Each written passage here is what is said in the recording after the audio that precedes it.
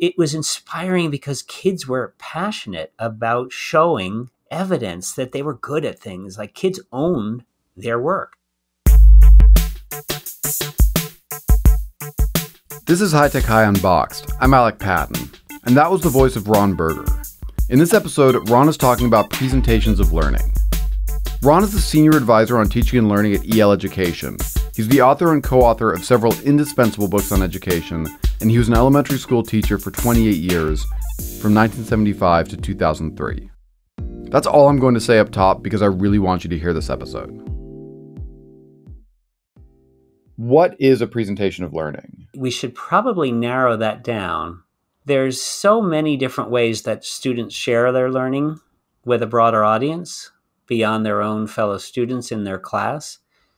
And some of those are through student-led conferences, where the students lead their own family conference. We discussed that before. Some of it is through large celebrations of learning that a whole grade level will do, or a whole part of a school will do, or a class will do for the community. It might be held at the school. It might be held out in the community.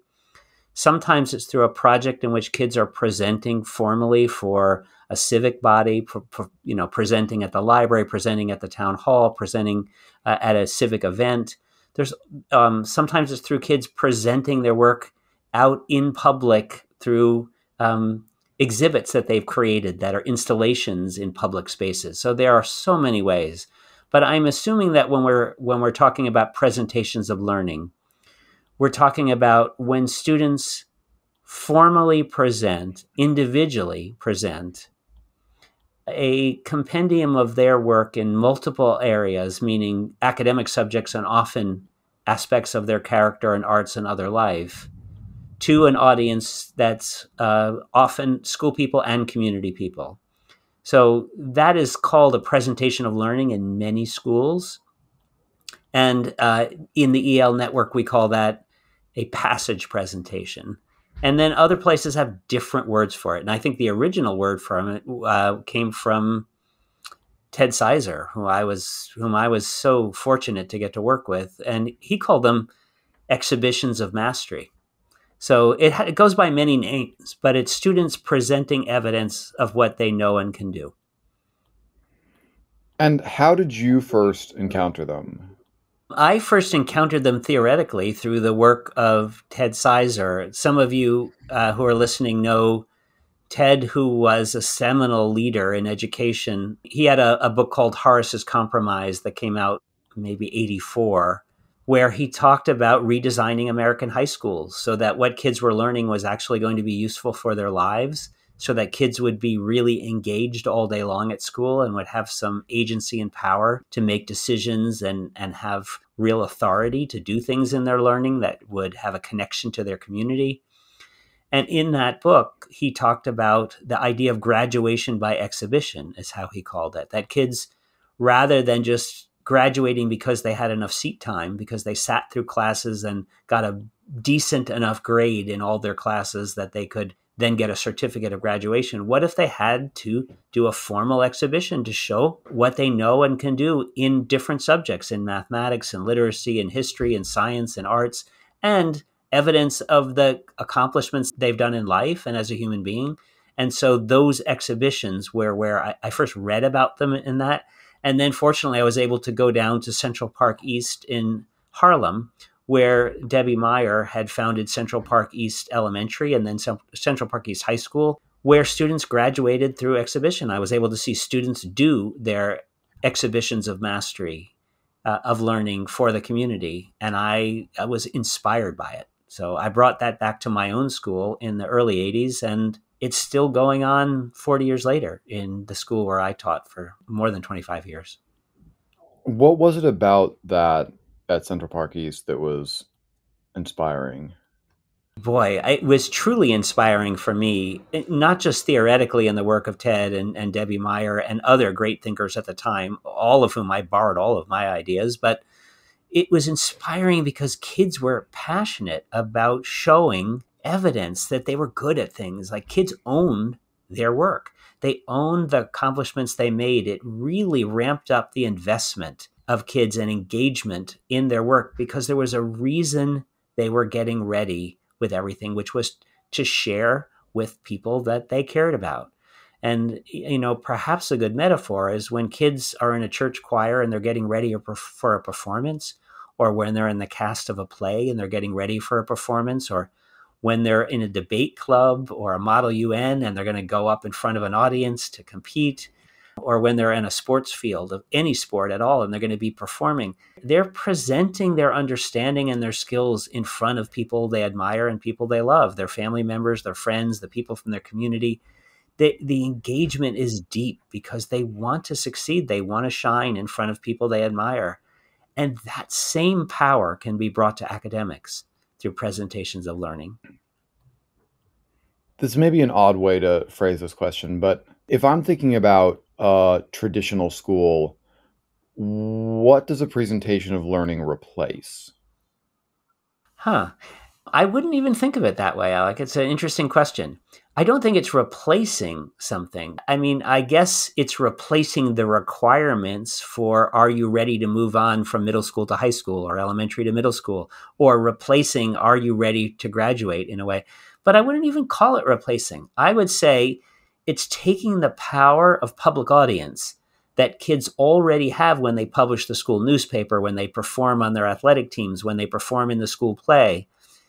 And it's taking the power of that and connecting it to all of their academic and artistic and character growth, so that every kid has to present evidence to their community that they are doing great work and ready to move on to the next phase of their life. So I think it's an addition, not a replacement.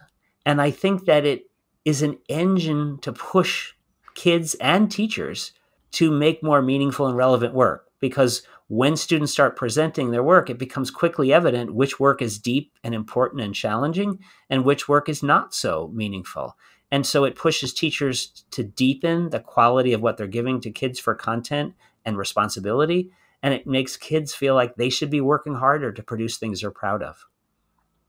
What happens if a second grader is giving their presentation of learning and the people who are listening to it and watching it determine that that student has not fulfilled the requirements of second grade to go on to third grade? Yeah, so you're raising many questions in that one question, Alec. And that's, first of all, there's many different structures of presentations of learning. Some schools do them every year at the close of the year. In the EL education model, we call them passage presentations, and we only do them when kids are passing from one school to another or one part of a school to another. So when kids are leaving elementary and going on to middle school, they do a formal passage presentation as a rite of passage, just like a confirmation, a bar mitzvah, a quinceanera. It's a passage in your life, like a wedding. You're presenting yourself at a point of inflection in your life to the people you admire and love. And so for EL, that happens between elementary and middle and high school. It happens at the end of high school.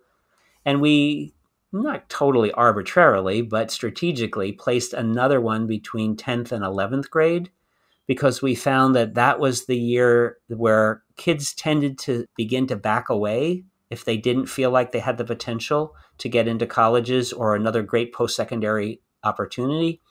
And we wanted them to double down at that point and be ready to enter 2 years of intensity about getting ready for a good post-secondary choice. So we added a passage between 10th and 11th, but otherwise they are inflection points or transition points in a kid's life, which is why we called them passage presentations. And the degree of accountability and high stakes really depends on the age level and the school and the setting. So in many schools, presentations of learning happen, and they're not a binary you pass or don't pass. The kids get just qualitative feedback from community members about what they admired about the work and little pushes about where they could invest their time even more. So in many places, it's not a yes, you pass or no, you don't pass. And certainly with second graders, we wouldn't have the community make an arbitrary decision like that. There are schools, especially high schools, where they are high stakes, schools that I've worked with or have been able to visit. And in those cases, students do actually have to pass in order to move on.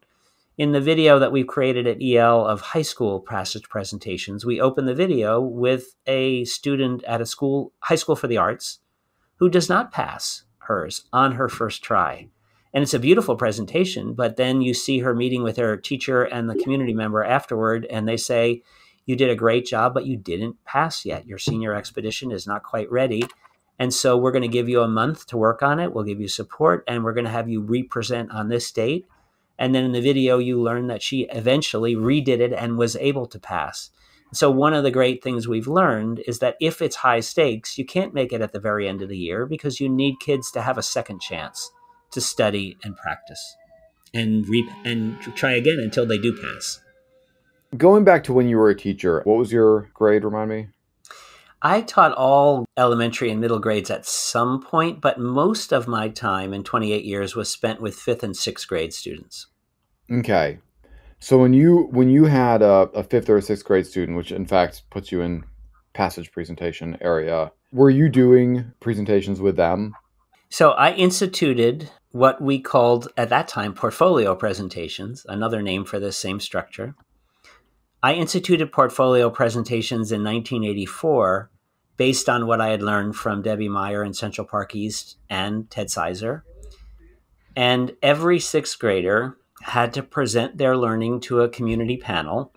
Their parents and friends and family members could be in the audience, but the panel was members of the school board and teachers from other schools, representatives from the junior high school and then later the middle school that they were going to attend, the regional one, and educators from other parts of the country even would come in and be on our panel.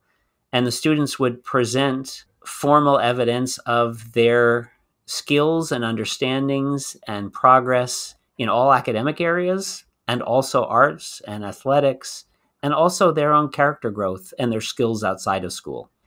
And then answer questions from the panel. And it became a true rite of passage in my small town. I live and work in a small rural community. I still live there. And the tradition became so important in the community that I left the school 20 years ago, and those passage presentations are happening every year still. There's been more than a dozen principals during the last 40 years, but they are still doing them because the community loves going to see the students they know and love presenting the best of what they can share with the world. That's wonderful. And how did you decide who to invite to that panel that first year? Well, different schools and districts use different models for who they want to have on the panel, just like there's different models of accountability. And I don't think there's a right or wrong answer on that. We live in a small town, and so we were able to lean on the school board, school committee members to send a representative every year. We thought it was great if somebody from the school that they were going to, which was a regional junior high school, regional middle school, were present. Often the guidance counselor or one of the key teachers in that school would come down, and so they got a look into students before they entered the big new building that they would be bused to far away. That meant a lot to students to know there was somebody in the building they were going to enter who would be able to do it. Kids could also request, could I have my minister, my priest, my dance teacher, my riding teacher, my soccer coach be on the panel? And so we canvassed the community, and we often had more requests for being on the panel than we could fill every year because people love. It's a very moving experience to hear kids share the best of what they can do. Are there other approaches that you want to share now that people might want to think about as far as people who would be on the panel? Yeah, I mean, I can share lots of examples. The Eagle Rock School, which is a school in Estes Park, Colorado, is a last chance school for kids who have been kicked out of other schools for problems with truancy or violence or drugs or alcohol or other issues. Often they've spent time in the criminal justice system, but they want to try again. And so they get a community sponsor and they get an all expense paid scholarship to go to the Eagle Rock School to take a new shot at life. And it's a very moving place. It's a powerful place of personal journey and transformation of students that have made bad choices but are ready to make better choices. And those students continually present to the community as the audience evidence that they have changed who they are as a person and evidence that their academic work has made real progress. And those are stirring presentations. When I've got to them, it's like being in an AA meeting. Like, there are no filters. Kids are just bearing their hearts and souls about their journeys. And the community is pushing them if they think they're not being honest enough, and giving them a lot of love when they see the growth they've made. And so the high stakes there are really that the panel is actually the community itself accepting you, celebrating you, and pushing you for what you're sharing about your personal growth and your academic growth. I will share a model of, like, how do you scale this at a larger scale? I worked with a middle school where they thought we need to have a system for passage presentations that we can create a lot of panels that can simultaneously meet, so we can get all of our 8th grade students through in one day, so that we can have one big day of passage presentations before they all go to high school. And so they got parents and business people from the community, and they got teachers, and every panel had 3 members. So each student presented to a teacher from the high school, a community member, and it could be a parent, could be a business person, it could be someone on the school board, and the third person was a high school senior. And so the seniors got released from class in order to sit in and be a panelist, and the seniors loved it. And the 8th graders were so impressed to have a senior on their panel that we quickly realized that the 8th graders cared more about how the high school senior, was viewing their presentation than the other 2 adults. It was absolutely clear that they really wanted to impress that high school kid with what they could share. And then the family members were in the audience. And I spent an entire day being a part of a 3-person panel throughout the day, in the library, in the hallways, in classrooms, in the technology room. All day long, kids were presenting their work, and it was just powerful and really moving. So one thing that I think is tied up in this, but maybe invisible if you haven't already done it, is that these may happen at the end of your time at a school, but the documentation you're going to need in order to give one of these presentations is going to start when you first arrive at that school. So in an elementary school, what do you need to start doing in kindergarten to make sure that 5th grade kid is able to share at the end of their time at that school? It's an excellent question. The reason that when we initiated this structure at my school in Shutesbury, Massachusetts, the small rural school, we originally called them portfolio presentations. In fact, that's what they're still called at that school, because students had to keep portfolios of their work, their academic work and their artistic work and their out-of-school work all year long. And they were big, fat portfolios. And then they had oversized portfolios for oversized work. And those portfolios were kept for years and years. Kids could bring them home, but save them. And so when they needed to do a cumulative presentation of learning, a cumulative passage presentation, they had their portfolios to draw on, and they could pull out actual kinds of work. They could say, this is where I was as a 1st grader. This is what I was struggling with. I want to show you my progress in mathematics or in literacy over the years. And so I think it's so powerful to have kids keep and maintain portfolios of their progress, of the work that they do, and they can see their own growth and reflect on their own growth. So now I imagine almost any student, and you'd probably hope it would be the case, their work is going to be a mix of hard copy and digital. Exactly. What are you seeing now schools doing in order to help kids have a hybrid portfolio? Yeah, I think a hybrid portfolio makes a lot of sense. Now, most schools can have their students presenting their work on a smart board, having a laptop connected to it or a tablet connected to it, and students can show an audience examples of their work through everything being a digital portfolio. Although I do think it's really powerful to have original work as well. It's great for the audience to be handed essays, reports, reviews, poetry that students have written themselves and have it in their hands and have time to look at it and review it as they're thinking, as they're asking questions. So I think the combination is powerful. I think rather than just have students show a photograph of a painting they made, to have the painting actually there, rather than show a digital copy where they're talking about with PowerPoint slides about a scientific study they did. If people are holding that scientific study in their hands during the presentation, they can ask specific questions about what they see in it. So I think a combination of hard copies, actual artifacts of their learning, and digital work is really the way to go. And it's what I see most of the time now. I would also push that I think it's really important that students bring artifacts of their learning outside of school. Very often, the learning that students are most proud of is learning that doesn't happen within the walls of the school, but learning that they should get credit for because they have powerful skills and capabilities. So my sixth grade students would share the work they did caring for animals on their farm, the work they did cutting down trees.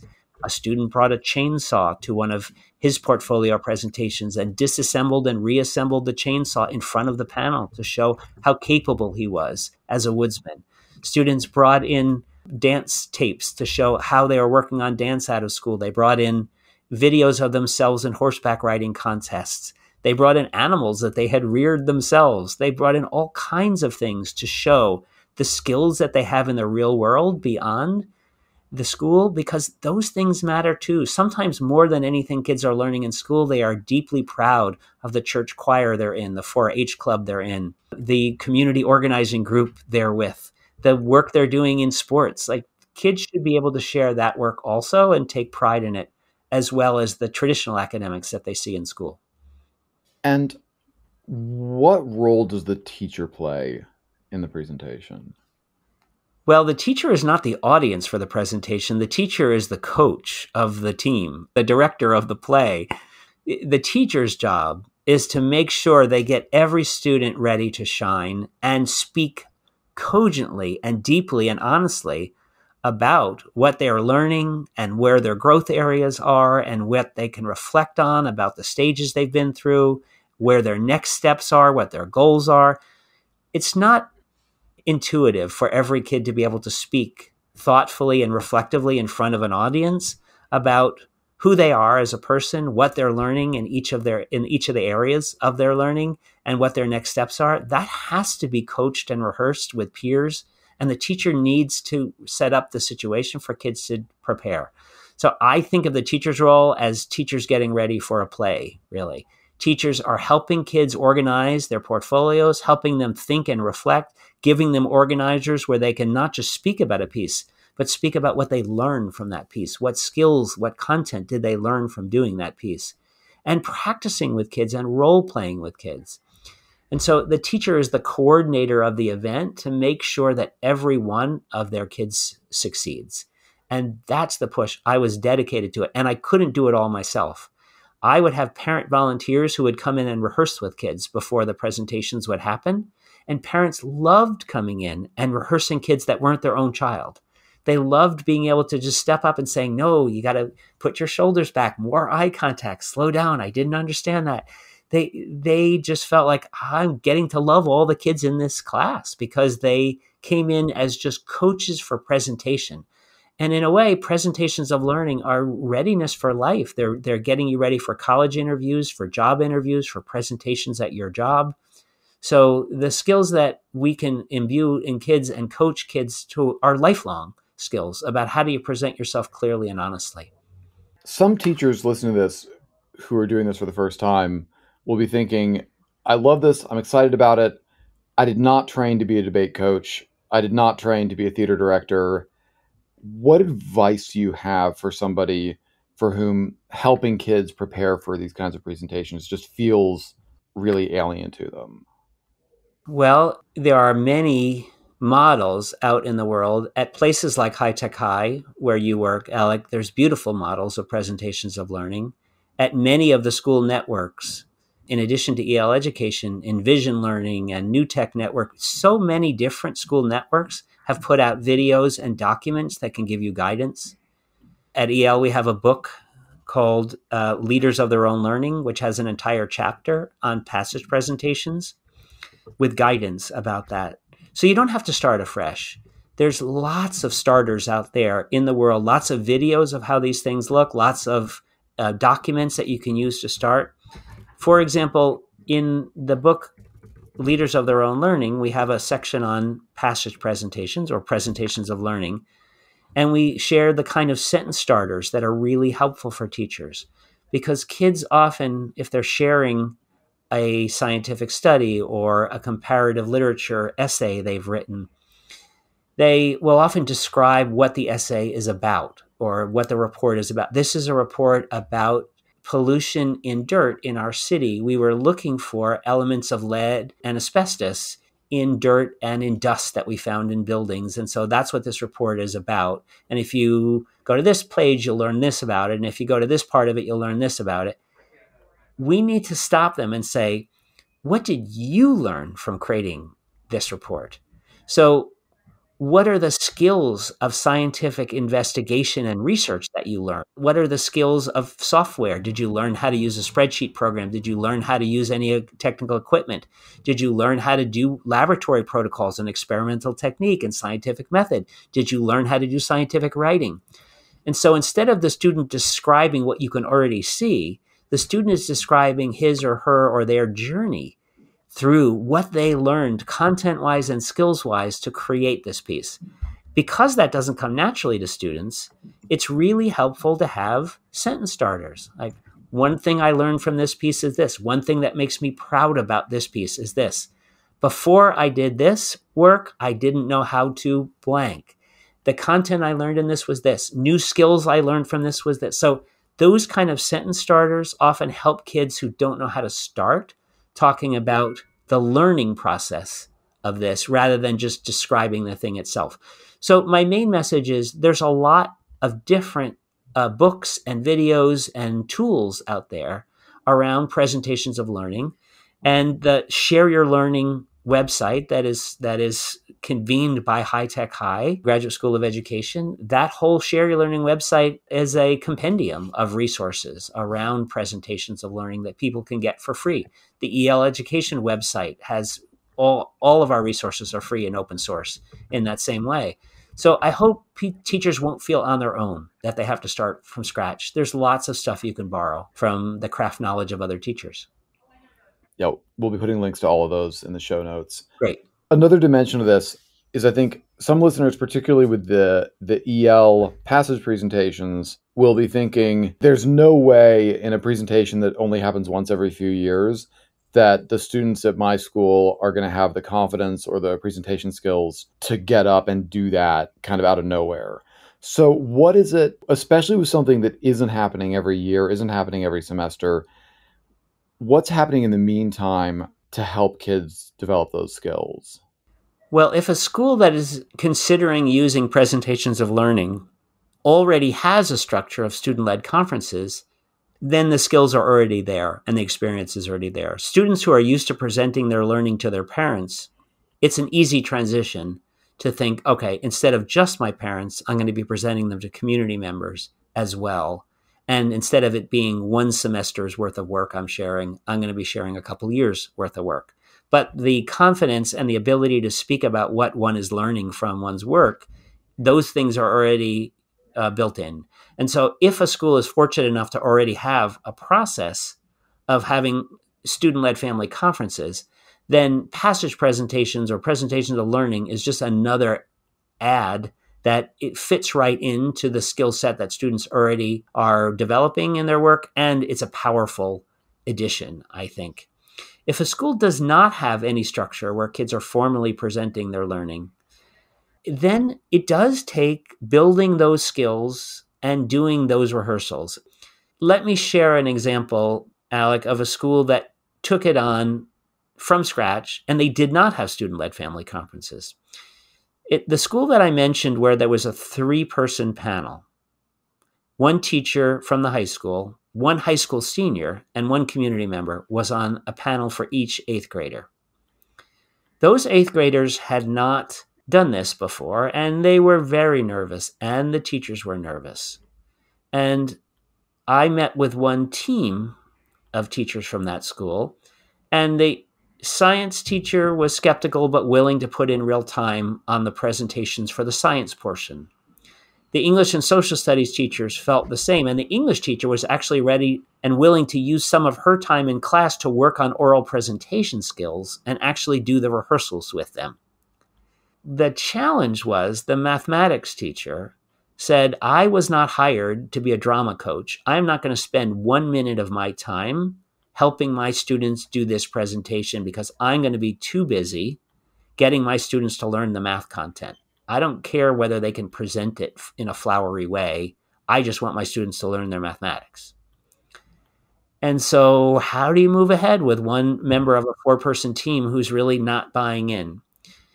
He was not dragged in. We just said, your students will present, you'll be presenting mathematics as a part of that. And we can't force you to do this. If you feel like you can't spare that time, we will accept that. Just make sure your students have their math work in a portfolio that they can bring to their English class when they're rehearsing. So he was obstinate that year. He was a good mathematics teacher. I was not critical of him for that. But when he came and watched the students doing their presentations, the only work that they could not talk about with any depth and reflection was mathematics. In every other subject, kids had rehearsed, how do I talk about what I've learned in science this year? How do I talk about the concepts I've learned, the skills I've learned in science? How do I talk about scientific method and experimental technique? Kids spoke with depth and reflective power in every subject except mathematics. And when it came to mathematics, they said, here's my test in geometry, here's my test in algebra, here's my test in this. I have an 86 average. They couldn't even answer questions from the panel about what were the more challenging things for you. If they said, what was the more challenging, they would just say, well, I got a lousy test score in this geometry test, so that must have been my weak point. They hadn't stopped to think about, what am I grappling with in mathematics? What do I actually struggle with? What am I proud of? And I will tell you that mathematics teacher was embarrassed. And nobody made him embarrassed. Like, nobody went out of their way to rub it in. He just saw that his students could not. And he assumed they could. He assumed that because he can talk metacognitively and reflectively about mathematics, that his students could. But if they haven't practiced, they couldn't. And so the next year when they did passage presentations, from the very first day of school, he was changing the way he taught. To have kids reflect and think about, what are they understanding, what are they not understanding, and how do they speak about it. And the next year it was an entirely different thing. Without anyone saying to him he had to change it, he saw that presenting your thinking is a different skill, and presenting your thinking in mathematics is something that he had not focused on. And this is somewhat connected to that. Are there mistakes that you see teachers or administrators make with passage presentations or portfolio presentations that you want to tell people about right now so they can just skip over making those mistakes? Well, we all make the same mistakes. We all make the mistake that we start too late to prepare kids. And then when the presentations of learning are happening, we realize time is running out and we didn't give it enough time. So you should figure out how long it's going to take you for students to be ready, and then double it or triple it, because we always make that mistake with so many projects we do with kids, all of us, not all of us, but I'm in that category. So the first thing is time, is making sure you have enough time built in for kids to really rehearse and learn how to talk reflectively about their work, and not just what they did, but what they learned through doing it. The second thing is that kids need support. They need sentence phrases. They need sentence starters. They need those phrases that help them pivot. What I learned most from this project was this. The skill I picked up while doing this was this. I'm proud of this piece because of this feature. When kids have those handles, then they have an easier time digging into their work, and without it, it's hard. One thing that's very clear to me is if students do not have props in their hand, then it's much harder for them. And that sounds a little nuts, right? Like, why does a prop make a difference? But when a student is holding up an essay she wrote, it's easier for her to speak about it than if she's standing there without it in her hands. And so we've learned that it's great for students to bring physical objects of their work so that they can point to them, hold them, show them on screen, point to things specifically. Because the more abstract it is, the more students feel a little groundless in their presentations.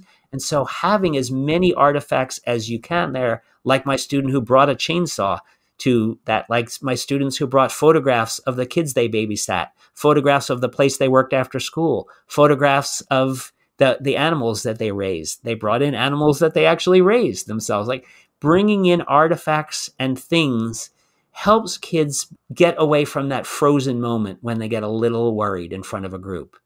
So those are just 3 pieces of advice, I would say. On time, can you give a ballpark estimate of how much time teachers should be thinking of devoting to preparing for these? Oh, I thought you were going to ask how long should they be? That's also a good question. There's a big range both in how long a passage or presentation of learning should be and how far ahead of time you should begin working with kids. So the passage presentations or presentations of learning I've seen range from 15 minutes to 45 minutes. And I would say the average is 20 to 30. But I think anywhere in 15 to 45 minutes is a very powerful experience for kids. And so if shorter works better for a school and easier for kids to start, I think that's fine too. 15 minutes is hard to fill if you've never done this before. As to when to start, I will tell you that I started on the very first day of 6th grade. So kids came in 6th grade, and I would show them a portfolio presentation of a student that they knew from a previous year, presenting beautifully. And I'd say, you're going to be doing this at the end of the year. And they would say, no way. There is no way I can be that articulate and that powerful and that reflective and that eloquent. And I could never have that composure. I'd be scared to death. And I'd say, no, that's what we're going to spend the whole year getting ready for. By the time you leave here, you're going to do a presentation as beautiful as that. And then there would always be some kid who would say, yeah, but my older brother had you. There's no way his looked like that. And then the next day I would bring in a videotape of his older brother and they'd be shocked. They were like, oh my God, your older brother is so polite and so clear and so composed. That's not your older brother at all. And they would ask hard questions. They'd say, well, what about this student? And they'd speak about a student who had cerebral palsy, whose speech was not really understandable by most people. Only those who knew her well could understand her speech. And they'd say, yeah, but there's no way that she presented. And then I'd say, would you like to see her portfolio presentation? And they'd say, absolutely. And I'd go to my files and I'd pull out a videotape of her presenting.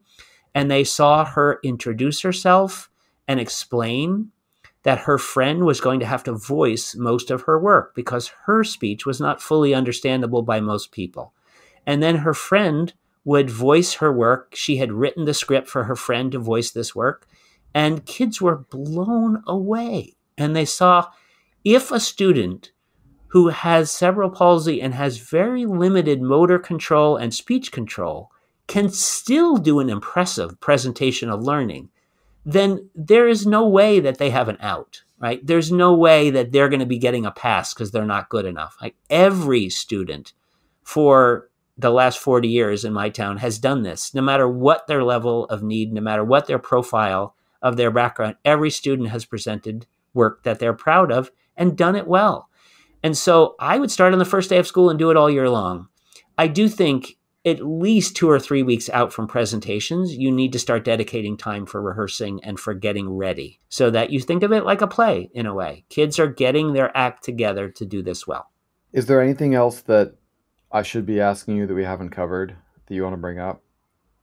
I think a presentation of learning goes best when it's a real mix of work. And so where students share academic work and artistic work and work that shows their character and work that shows their out-of-school passions and interests and commitments, all of those built in make for the strongest presentation. And when they're sharing their academic work, I think it's useful for them to do a quick overview. Here's where I am with reading and writing. Here's where I am with science or mathematics. In a general way, here are the things I'm doing well in, here are the things I'm struggling with. And then also to go in depth on a few pieces that are illustratives of the kind of work that they are learning about or learning from, or work that they're really proud of. So if you only focus on a few pieces of work that they're proud of, the panel doesn't get a sense of, but how are you doing in general in that subject? And if you only focus on how are you doing in general, I have a 86 average in mathematics, we don't actually know what you're grappling with and what your learning edge is. And so ideally, you can say, here's my general trend in mathematics this year, or in English this year, or over these 2 years. Here are the things I'm working on. Here's where my strengths generally are. Here's where my weaknesses generally are. And then a paper that illustrates that really well is this paper, or a problem that really illustrates that well, or a project that really illustrates that well, or a test that really illustrates that well. Let's look at that together, and you can see who I am as a learner from that. So I think the combination of overview explanations of where are you in history or in science, in whatever discipline, and then in-depth looking at a few pieces of work, a few artifacts, a few projects, whatever the choices are, that can give you a deeper sense of who that child is. That's a really good mix when it comes to academics. Ron Berger, thank you so much. This has been just a joy and a pleasure to hear about all this. Alec, it's always an honor to be asked by you to do these. High Tech High Unboxed is hosted and edited by me, Alec Patton. Our theme music is by Brother Herschel. We've included lots of links in the show notes, so check those out. Thanks for listening.